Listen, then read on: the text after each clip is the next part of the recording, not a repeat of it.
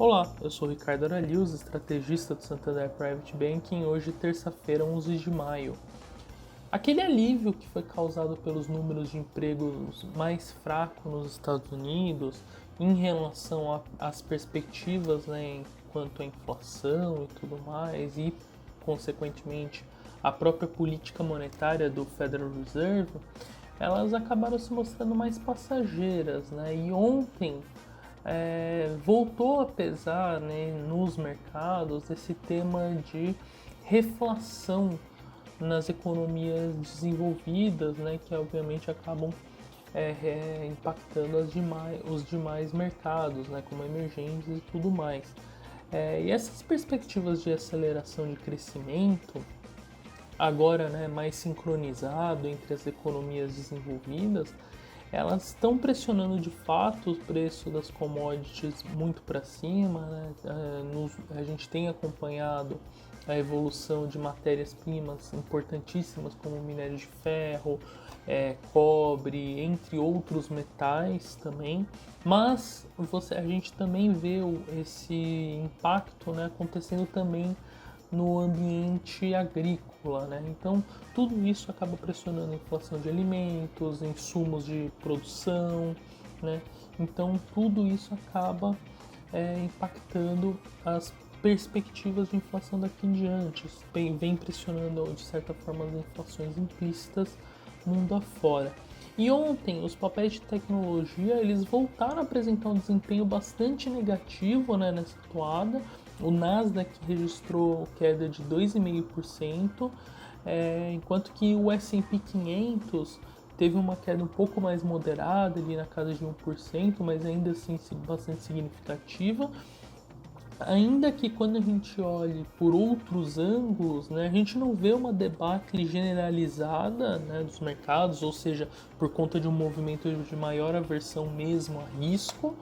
mas nós estamos vendo que os setores mais cíclicos, eles continuam tendo um desempenho relativo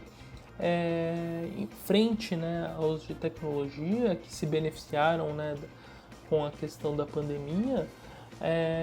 Esses setores mais cíclicos estão tendo um desempenho mais positivo, de fato, tá?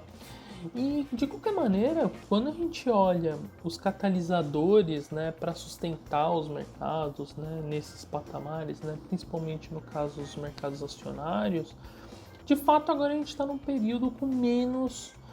novidades, Aparentemente, toda essa questão da recuperação econômica pós-pandemia e vacinação acelerada, já está bem incorporado aos preços dos ativos. Então agora fica de fato uma simetria menos favorável, nesse momento, e por isso que você acaba desencadeando essas realizações de lucro. Quando a gente olha o comportamento das taxas das treasuries americanas, os títulos soberanos por lá,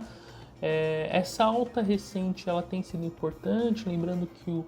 as taxas dos vencimentos de 10 anos chegaram a operar ali abaixo do 1,55% ao ano, de remuneração. Agora estão aqui no patamar de 1,61, 1,62, tá? Então é um aumento importante, isso causa um efeito sobre as demais rendas fixas ao redor do mundo, mas ainda assim a gente tem que lembrar que há poucas semanas esses patamares eram ali na casa de 1,70, 1,75, tá? Quando a gente passa para a Europa, como lá o estágio de recuperação e aceleração das vacinas ele está acontecendo agora, de fato, a gente vê um comportamento até um pouco mais sustentado por lá. Hoje pela manhã tem um impacto, por conta do fechamento de ontem, que foi mais negativo, maior aversão ao risco, lá fora. Mas a gente teve aquele índice de sentimento econômico da Alemanha demonstrando um viés bastante positivo para a economia, tá? Isso ajudou também, de certa maneira, a sustentar. E no Brasil, o Ibovespa ele conseguiu se sustentar em níveis acima de 121 mil pontos, mas ele não conseguiu romper aquele patamar de 122 mil que foi atingido ali na sexta-feira. Mas o recuo ele foi bem mais tímido em relação ao exterior, principalmente por conta do fato de que aqui o nosso índice ele tem uma concentração grande, né, em empresas que se beneficiam, né, desse aumento dos preços das commodities, e isso tem favorecido, né, de certa maneira, o indicador.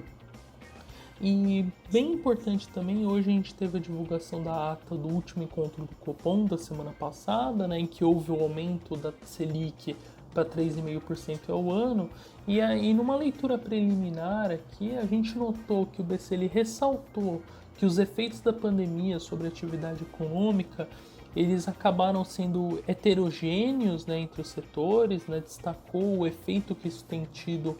sobre o segmento de serviços, e esse é um fator importante para mantê-lo, né, manter o Banco Central com a intenção de promover um ajuste ainda parcial dos juros, né, ou seja, ele ainda mantendo a política monetária num grau estimulativo para a economia. Mas mais importante que isso foi a menção de que foram feitas diversas simulações sobre a trajetória, né, de normalização da política monetária adequada, ou seja, né, os próximos passos do BC, e a constatação foi que se ele elevar a Selic até o patamar neutro, como muitos economistas vêm defendendo, e se ele fizer isso de maneira subsequente, né, com altas recorrentes, né, ao longo das próximas reuniões, as projeções para a inflação no horizonte que para ele é importante, elas ficam abaixo da meta, segundo essas simulações. Então, por isso que ele mantém, segundo a ata, essa mensagem de que, a princípio, o ciclo da Selic ele vai ser ainda um ajuste parcial em relação a esses níveis que são considerados neutros, tá? Então, isso abre a possibilidade de um ciclo eventualmente mais curto de aumentos da Selic, em magnitude suficiente para ancorar as expectativas de inflação para 2022, principalmente, mas também adiante, caso haja uma desancoragem que ainda não aconteceu, mas sem ousar correr o risco de sufocar o processo de recuperação da economia brasileira. Então, essa é a mensagem preliminar que a gente notou aqui na ata, tá? Enfim, e hoje, para comentar, também a gente tem a divulgação do IPCA daqui a pouco. Eu fico por aqui, bom dia a todos.